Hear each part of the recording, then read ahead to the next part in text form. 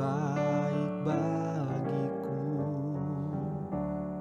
Ku tahu Bapa peliharaku. Dia baik, dia baik. Ku yakin dia selalu sertaku. Dia baik bagiku. Lewat badai cobaan, semuanya mendatangkan kebaikan. Ku tahu Bapa peliharaku. Dia baik bagiku.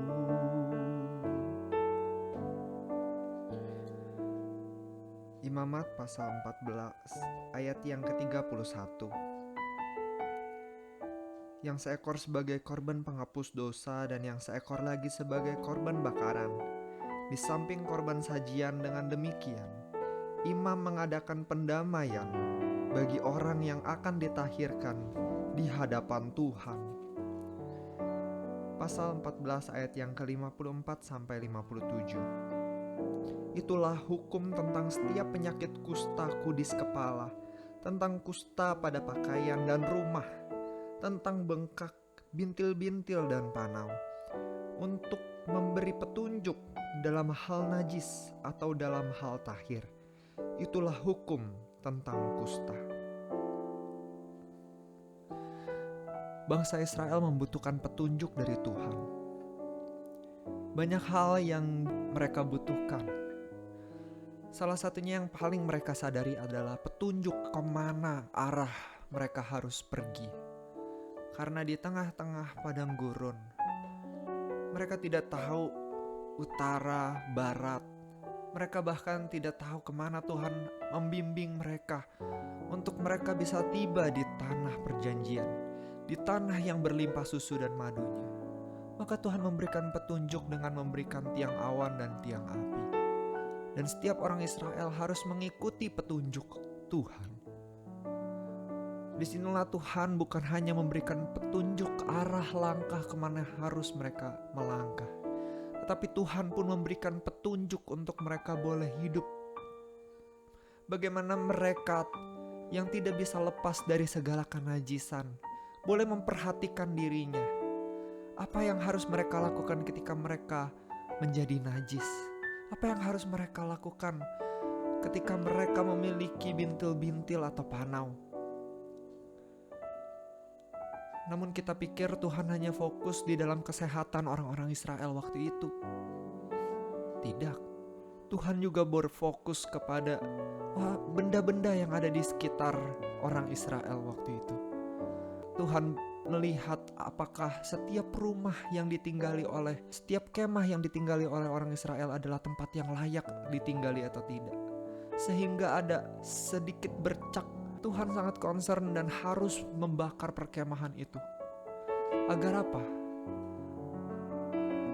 Agar orang-orang Israel boleh tinggal di tempat perkemahan yang berkenan di hati Tuhan. Tuhan ingin tempat di mana Tuhan berada menjadi daerah yang kudus, bukan hanya di kemah suci, melainkan di sekitarnya pun di tempat Israel tinggal juga adalah tempat yang suci.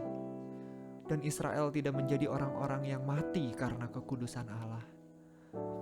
Sehingga Tuhan memberikan petunjuk kepada bangsa Israel. Jikalau engkau mulai terkena penyakit, pergilah kepada imam dan lakukanlah persembahan korban, agar setiap imam boleh mengadakan perdamaian bagi orang-orang yang akan ditahirkan. Kita pikir kekudusan dan kenajisan merupakan sesuatu yang biasa aja ketika berelasi dengan Tuhan. Tapi itu bukan sesuatu yang biasa saja. Karena di sini ditulis pendamaian. Ada korban yang menjadi pendamaian. Berarti sebelum ada pendamaian, maka kenajisan itu menjadi sebuah perseteruan dengan Allah. menjadi sesuatu penghalang untuk orang Israel boleh berelasi dengan Tuhan.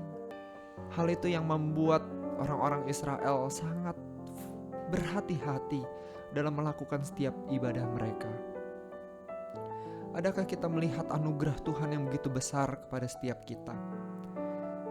Karena kita yang tadinya adalah seteru Allah, yang adalah orang-orang najis, Yesus Kristus datang ke dunia sebagai korban pendamaian bagi kita dengan Allah. Dan Tuhan juga concern bukan hanya dengan diri kita sebagai roh, tetapi Tuhan juga concern di dalam tubuh kita secara jasmani. Apakah tubuh jasmani kita pun membawa kita semakin najis atau semakin kudus? Karena kita harus memperhatikan semuanya, sama seperti Allah Israel memperhatikan bahkan rumah orang-orang Israel. Apakah barang-barang di sekitar kita, apakah tempat tidur kita, tempat kos kita, gadget kita, hobi kita yang menempel di dalam kehidupan kita saat ini membawa kita semakin dekat dengan Tuhan atau semakin jauh daripada Tuhan. Demikianlah Tuhan concern kepada setiap yang menempel seperti baju, tas, dan kain di perkemahan, agar jikalau memang ada bercak dan setiap bercak itu mulai menyebar, bawalah itu pergi ke tempat yang najis dan buanglah itu semua. Adakah kita pernah terpikir bahwa Tuhan juga concern akan apa yang ada di sekitar kita? Adakah Tuhan pernah berbicara kepada setiap kita bahwa kita juga perlu memikirkan ini, seperti orang muda yang datang kepada Yesus dan Tuhan berkata, jikalau engkau hendak sempurna, jualah semua hartamu dan kembalilah dan ikutlah aku. Tuhan concern dengan apa yang menempel di dalam kehidupan orang kaya waktu itu. Demikian juga Tuhan concern dengan apa yang menempel dengan diri kita saat ini. Apakah itu datang membawa kita semakin hari semakin dekat dengan Dia, atau semakin jauh? Percayalah, kita punya Tuhan yang memelihara kita. Dia adalah Bapa yang melindungi kita untuk kita boleh tetap dekat dengannya. Dan kita terus berusaha agar kita boleh tetap berada di dalam tangan pemeliharaan Tuhan.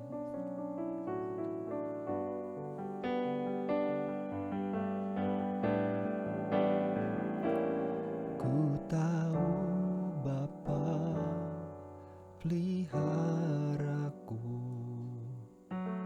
Dia baik, Dia baik, ku yakin Dia selalu sertaku. Dia baik bagiku. Terima kasih Tuhan, karena kebaikan-Mu boleh kami rasakan sampai saat ini. Kami bersyukur untuk segala karya penebusan di atas kayu salib yang dilakukan oleh anak-Mu Yesus Kristus, yang mana kami boleh ditahirkan dari segala kenajisan kami. Kami bersyukur agar untuk setiap pengampunan-Mu yang boleh Engkau berikan kepada setiap kami. Yang dulunya kami adalah seteru Allah, tetapi kami sudah didamaikan oleh Yesus Kristus, dan kami boleh hidup semakin hari semakin dekat dengan Tuhan.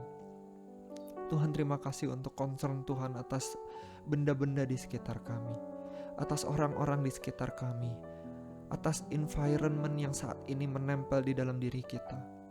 Kami mau sungguh melihat bahwa semuanya ini mendekatkan kami kepadamu dan bukan menjauhkan kami daripadamu. Tuhan, tolong kami, pelihara kami Tuhan. Kami bersyukur berdoa di dalam nama Tuhan Yesus. Amin.